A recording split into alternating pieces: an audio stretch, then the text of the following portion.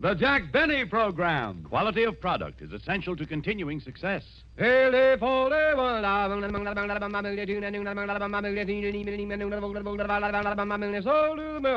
Lucky Strike means fine tobacco. So round, so firm, so fully packed, so free and easy on the draw. LSMFT, LSMFT, LSMFT. You said it.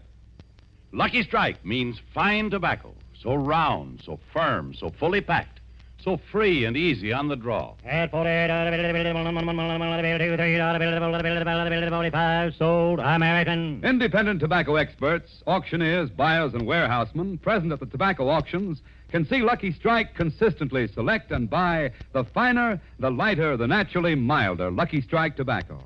This fine Lucky Strike tobacco means real, deep-down smoking enjoyment for you. So smoke that smoke of fine tobacco, Lucky Strike.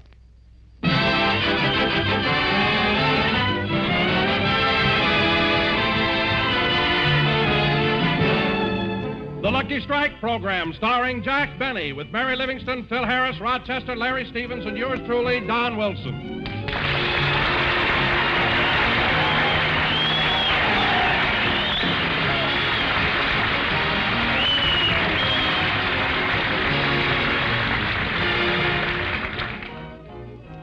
And now, ladies and gentlemen, after a tour of military camps in Colorado, Missouri, Illinois, and New York, Jack Benny is back again in his little old home in little old Beverly Hills. Ah, California, the land of enchantment, where the fragrance of orange blossoms permeates the air, the land of eternal sunshine. This must be last year's travel folder.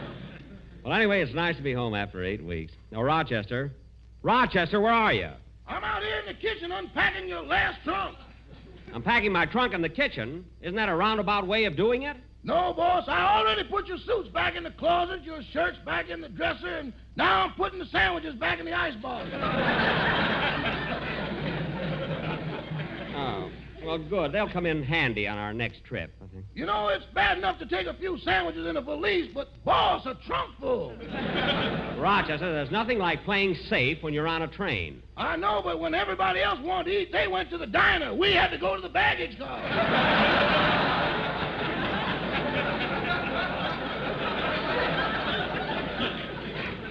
Oh, stop complaining. And it was so dark in there. Dark? Yeah, remember how you got mad when I thought your fingers were asparagus tips? Mad? What for? You didn't bite my fingers. No, fortunately, you stopped me just as I was dipping them in the mayonnaise.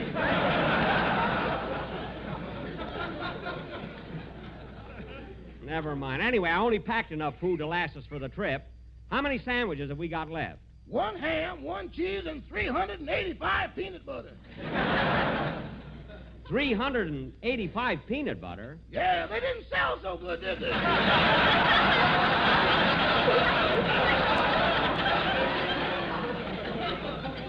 Rochester, I wasn't selling sandwiches. There were a lot of people who couldn't get into the diner, so I gave them those sandwiches absolutely free. The sandwiches, yeah, but then you made me sing and charge them entertainment tax. I only charged those that got up to dance.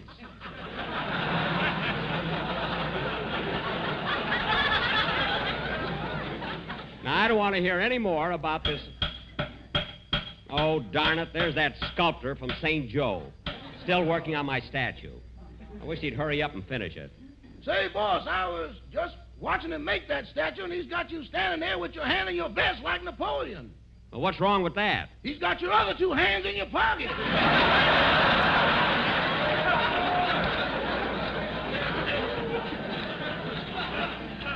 3 hands? That's ridiculous. How many legs did he give me? I don't know, but if the racetracks were open, I'd bet on you. Well, he's the silliest guy I ever... There's the door. Maybe if I sent St. Joe a picture of me, they'd call that guy off. Oh, hello, Mary. Hello, Jack. What's the matter? Something wrong? Oh, you know that sculptor from St. Joe followed me to Denver? Yeah. Well, he followed me here, too, and he insists on finishing that statue. Well, what are you complaining about? I think it's a wonderful tribute. They got a statue of Jesse James there, too. Oh, fine. Comparing me to Jesse James. I never robbed a train in my life. No, but you put a dining car out of business.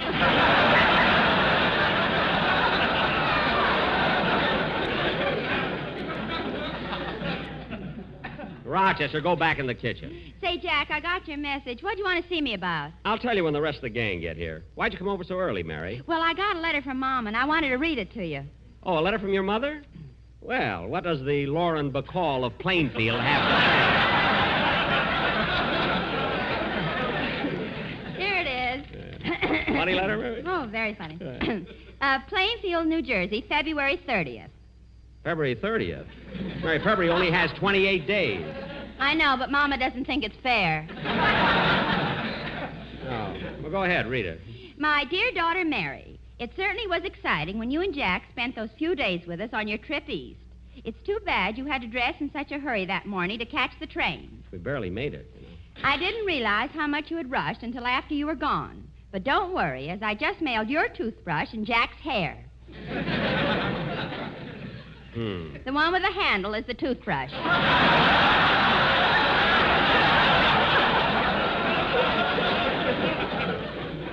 No wonder I caught cold in Chicago. Mary, darling, I must tell you the wonderful time we had in Jersey City last Saturday. Your father's doctor invited our whole family to attend his medical convention, and it was very exciting. The doctors held a beauty contest, and your sister Babe was voted Miss, it shouldn't happen to, of 1945.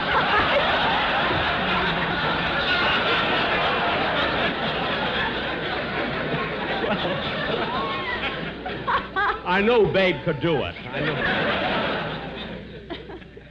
Your brother Hillard has been reclassified, and it looks like it won't be long now because the draft board has a new system. They take a phone book, pick a number, call it, and if you answer, you're in. Well, the telephone is faster now. You know? Now I can understand those posters that say Uncle Sam needs you. He's not pointing, he's getting ready to dial. Hey, your mother's not kidding, you know. Your cousin Bobby is now a corporal and is already overseas. He's the one who took his basic training at Montgomery Ward.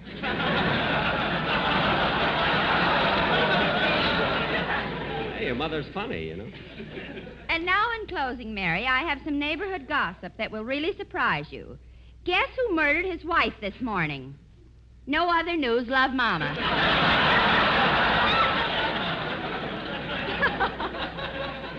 Goody Ace will love that. Well, that's a fine way to end a... Come in. Oh, hello, Larry. Hello, Mr. Benny. I came as soon as I got your message. Well, I'll talk to you about it when the rest of the gang gets here, you know. Okay. Oh, hello, Miss Livingston. Hello, Larry. You glad to be home? Oh, I sure am. And to celebrate my homecoming, all my friends chipped in and threw a big party for me. How was it? Well, I don't know. I couldn't afford to go. Well, that's a shame. Say, Larry, did Mr. Harris send you the arrangement for your song for Sunday? Yeah, and I think it's pretty good. Would you like to hear it? Sure, kid, sure. Go ahead. Go ahead, let's hear the song.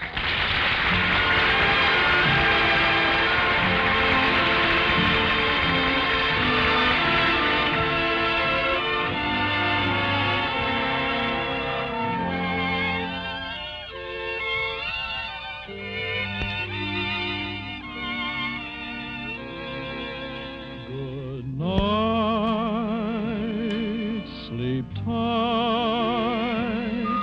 I'll see you along the way in dreams, sweet dreams,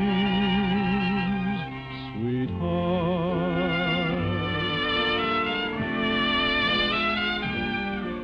Good night,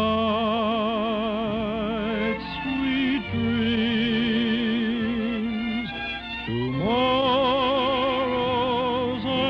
another day. Till then, sweet dreams, sweetheart. May angels up above watch over you and keep you safe, my love, until the dawn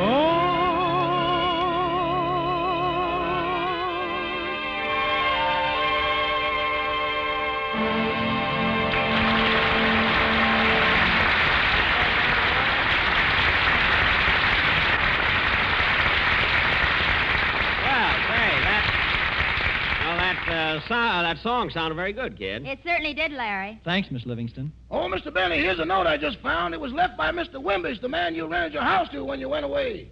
Well, I'll be darned. I forgot all about Mr. Wimbish. Let me see that. Dear Mr. Benny, if you remember the Mr. Wimbish you rented your house to, that's me. However, I lived in your house just 1 week, and something very urgent happened. I had to go somewheres, and since they asked me in such a nice way, I couldn't refuse. Sincerely yours, Private Wimbish.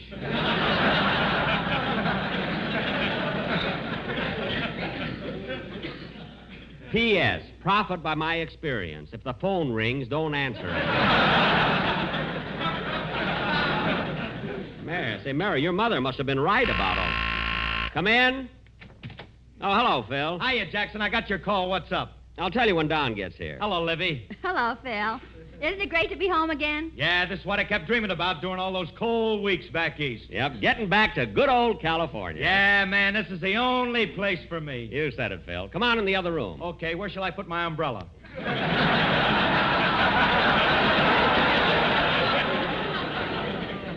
Right over there by Mary's boots. Say, Phil, you look a little tired. Yeah, I am. All day long I've been helping Frankie, my guitar player, look for a place to live. Did he find one? No, Jackson, and the poor guy's practically an orphan now that they're closing the bars at midnight.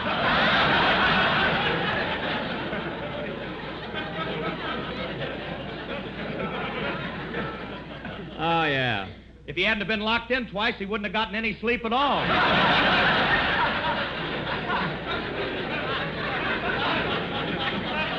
Phil, look I'm getting sick. All you do is worry about Frankie, your guitar player.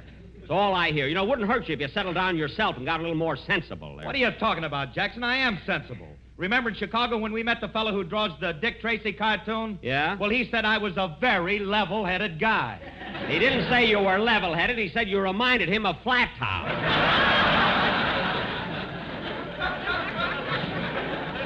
You level-headed. Oh, stop picking on me. Every time I open my mouth, you jump right down my throat. I'm not jumping down your throat. I'm just trying to give you a little advice, that's all. Well, I don't need any advice from you, Mr. Anthony. I can take care of myself. Mr. Anthony, I demand a little more respect from you, Phil. Remember, I'm the boss. The boss, huh? Oh, yeah? Jack, that was a door buzzer.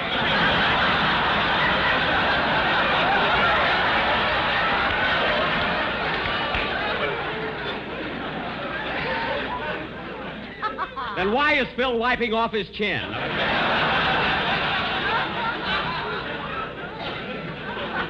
Is that the door? Come in.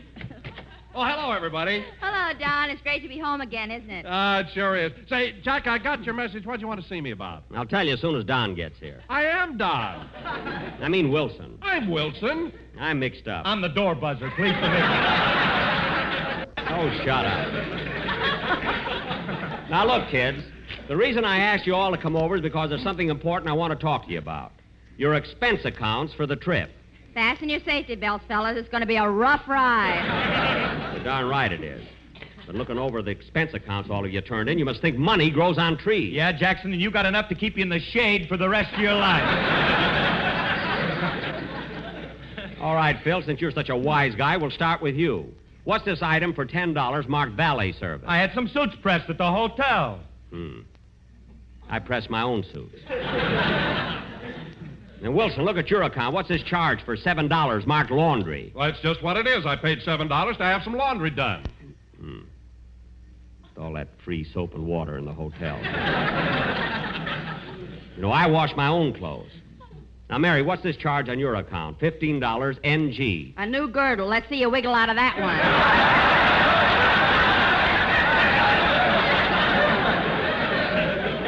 All right. And Larry. Yes, Mr. Benny. Look at this account you turned in. $3 for your hotel room. Now, isn't that kind of expensive? Well,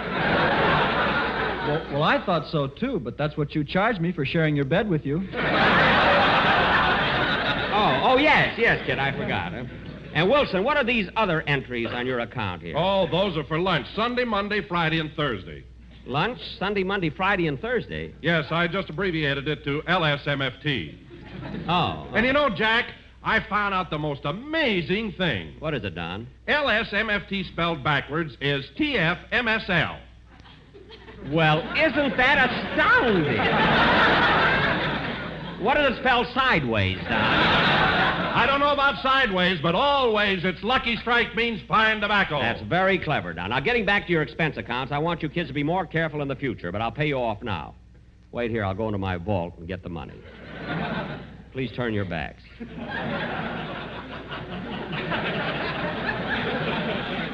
Thanks.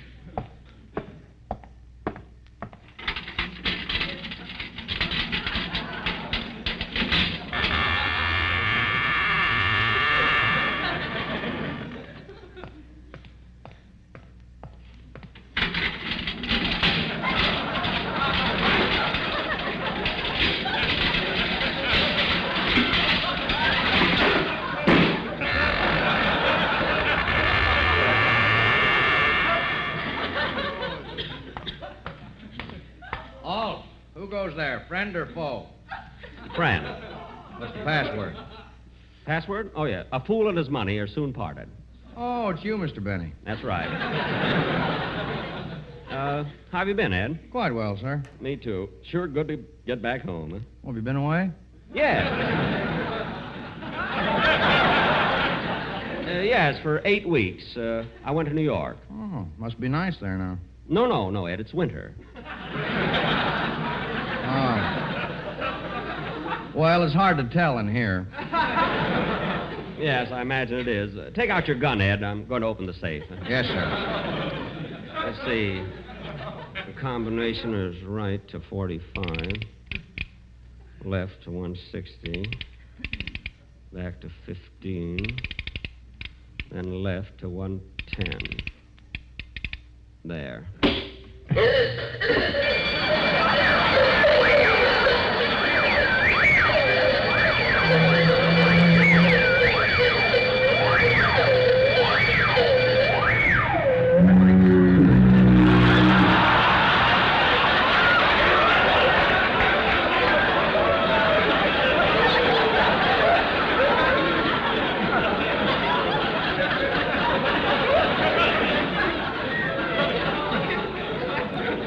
I need a louder burglar alarm.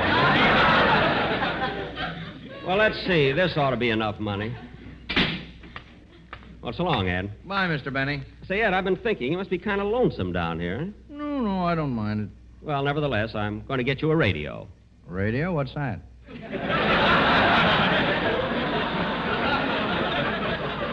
Well, it's a new thing that people enjoy. You know? Well, send one down. If I like it, I'll eat it. No, Ed, it's nothing to eat, you know. Well, so long. So long, Mr. Benny. Well, here you are, kids. I've got the money. Don't hold it so tight. Look how white his knuckles are. But just be glad you're getting it, that's all. Oh, say, Jack, while you were in the vault playing Monte Cristo, my maid, Pauline, called up. Yeah? She said they delivered my luggage from the station, but my brown grip is missing. Your brown grip? Yes, and I've got to have it. All my lingerie's in that bag. Well, gee, you better call up the station, try and find it. No, I've got my car outside. I better drive down. Will you come with me? Okay, make yourselves at home, fellas. I'll see you later. Come on, Jack. Just a minute. It's locked. Come on, let's go.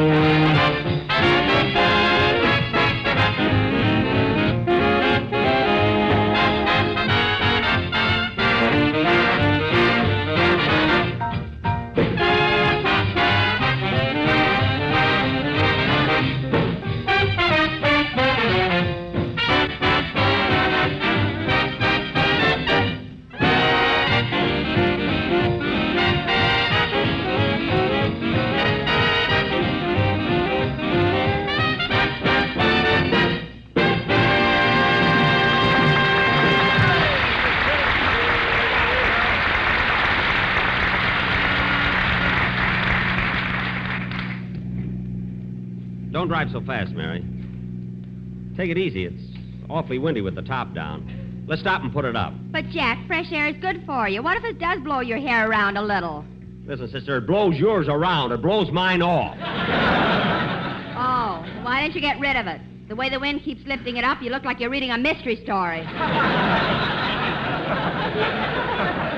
Okay. I'll put it in the glove compartment. Ooh, it's chilly. Leave it off. You'll get used to it. Anyway, here's the station. Yeah, there's a parking place right in front. I see it. There. Let's go in. Gosh, look at that mob in there. Gee, railroad stations are always so crowded. Now, let's see. Where's the... Train leaving on track 5 for Anaheim, Azusa, and Cucamonga. Come on, Mary. Let's go over to the baggage room and find out about... Well, Bill. Bill, you old scoundrel, I haven't seen you since the Kansas City Convention 5 years ago. Look, there must be some... What a brawl that was. Remember Dolores, the hat-check girl? She's still looking for you. Now, wait a minute. See, you've made a mistake. Holy smoke, Bill. How you've aged in 5 years. Huh? I told you in Kansas City that the kind of life you were leading would kill you. Now, wait a minute. Look, and I'm not... Now, Bill, I'm not scolding you. It's your life to live as you please. But it's beginning to tell on you. Look, why, you've even lost your hair. He didn't lose it. It's in the glove compartment. Mary. Well, Bill, this must be your little one. My, she's grown since I saw her last. You know, young lady, I've known your father ever since... I'm not her father! You're not her... Oh... I get it. Still the same old Bill. Well, don't worry, Bill, don't worry. If I see your missus, I won't say a word. Look, I'm trying to tell you... By the way, you still with the catch-all garbage can company? Catch-all garbage? Look, if you'll just listen for a minute... Look, fella... I'll never forget the time you sold the city of Syracuse 2,000 garbage cans. And the first time they were used, the bottoms fell out of every one. What a stink that caused. Look, mister, I'm trying to tell you that I've got to run, Bill. I've got to run. I'm taking the train to San Diego. Look, Hey, San Diego. Remember that night, Bill? Well, so long, Bill. I'll see you in Boston in 48.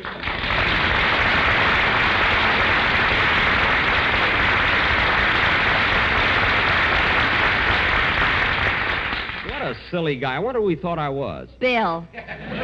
Oh, yes. Come on, Mary. There's the baggage room there. Train leaving on track 5 for Anaheim, Azusa, and Cucamonga.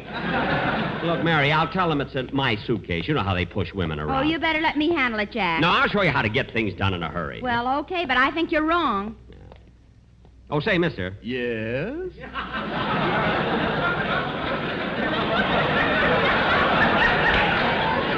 Yesterday when I got off the train, I missed a suitcase. Well, now that's a switch. Just this morning, a man got off a suitcase and missed a train. Look, never mind the jokes. Look, the bag I'm looking for is brown alligator with a double handle. Just a moment. I'll look for it. Okay. Train leaving on track 5 for Anaheim, Azusa, and Cucamonga. My husband is out to lunch. Now, Mary...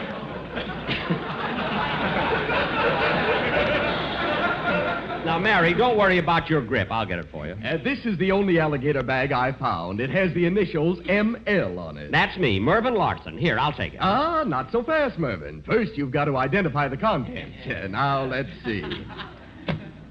There, it's open. Now I'll go through the... Say, this can't be your bag. Oh, yes, it is. Really, Mervyn? You have such a deep voice. Now, wait a minute. Just look at this. 3 pairs of panties, 4 pairs of stockings, 2 nightgowns. Now, look, smart guy, close that bag. My Bill, you old rascal, up to your old tricks. Look, will you please go away? Good old Bill. Hey, Hey, wait a minute. Bill, you said your name was Mervyn. My name isn't Bill, is it, Mary? No, it's Jack. There. Jack, what happened to Mervyn? That's my name. Then this bag is yours. It is not. It's my bag. Well, who are you and what's your name? Her name is Bag, and she wants her Mary. I mean, her name is Mary, and she wants her bag. Then for heaven's sakes, what's your name? My name is Bill. Good old Bill. Look, go away, will you? Train leaving on track 5 for Anaheim. Well, I'm back from lunch, honey. Azusa and Cucamonga. Oh, nuts. Come on, Mary, let's go.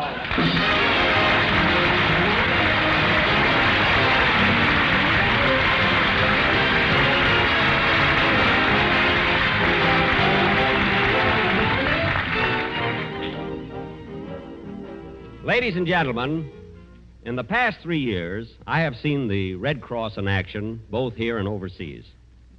While we were on this last trip to New York and back, my gang and I visited many hospitals. And, folks, if you could have seen what we saw, you'd give to the Red Cross so fast, their need for $200 million would be covered in no time. They're doing a job so big that they can only keep it up with our help. When we realize that the Red Cross now operates 727 clubs overseas, serves an average of 2 million meals a month, provides music, books, magazines, newspapers, and recreation to our men, that's something to be proud of. And how about the way they've been getting those packages into prison camps? All I can add, folks, is this. Let's do it now. Let's jar loose all the spare money we can and give it to the Red Cross. Thank you. Jack will be back in just a minute, but first, here's my good friend L.A. Speed Riggs.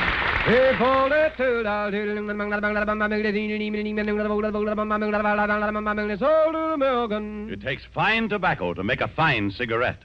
And Lucky Strike means fine tobacco. The finer, the lighter, the naturally milder Lucky Strike tobacco. This fine Lucky Strike tobacco means real, deep-down smoking enjoyment for you. So smoke that smoke of fine tobacco, Lucky Strike. So round, so firm, so fully packed, so free and easy on the draw. The famous tobacco auctioneers heard on tonight's program are Mr. L.A. Speed Riggs of Goldsboro, North Carolina, and Mr. F.E. Boone of Lexington, Kentucky. At 45, sold American. Basil Rysdale speaking for Lucky Strike. LSMFT, LSMFT, LSMFT. You said it. Why, sure. Yes, Lucky Strike means fine tobacco. So smoke that smoke of fine tobacco, Lucky Strike. So round, so firm, so fully packed, so free and easy on the draw.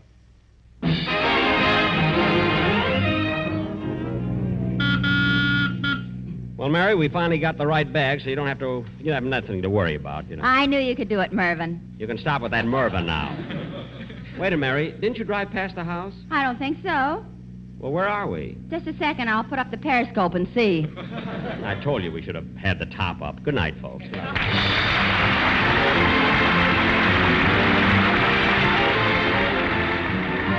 is the National Broadcasting Company. You've been listening to the OTR Gold Network. Find more classic radio at otrgold.com.